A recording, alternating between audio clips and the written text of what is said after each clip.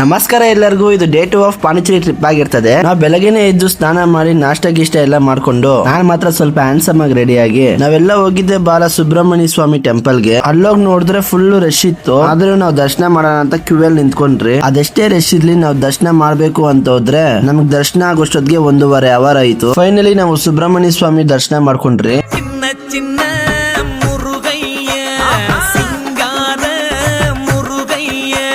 ಅದಾದ್ಮೇಲೆ ನಾವು Sacred heart of ಬಸ್ಲಿಗೆ ಹೋದ್ರಿ. ಅಲ್ಲೆಲ್ಲ ನೋಡ್ಕೊಂಡು ಫೋಟೋಗಳು ಇಟ್ಕೊಂಡು ನಾವು ಸೀದಾ ಹೋಗಿದ್ದೆ ಮ್ಯಾಂಗ್ರೋವ್ ಫಾರೆಸ್ಟ್ ಗೆ. ನಾವೆಲ್ಲ ಅಲ್ಲಿ ಹೋಗ್ಬಿಟ್ಟು 8 ಜನಗೆ ಬೋಟಿಂಗ್ ಗೆ ಟಿಕೆಟ್ ಇಸ್ಕೊಂಡು ಟಿಕೆಟ್ಸ್ ಎಲ್ಲ ಪೇ ಮಾಡ್ಬಿಟ್ ಮೇಲೆ ಬೋಟಿಂಗ್ ಮಾಡಕ್ಕೆ ಬೋಟಿಂಗ್ ಜಾಕೆಟ್ಸ್ ಕೊಟ್ರು. ಆ ಜಾಕೆಟ್ಸ್ ಎಲ್ಲ ಹಾಕೊಂಡು ನಾವು ರೆಡಿ ಆಗಿದ್ರಿ ಬೋಟಿಂಗ್ ಮಾಡಕ್ಕೆ.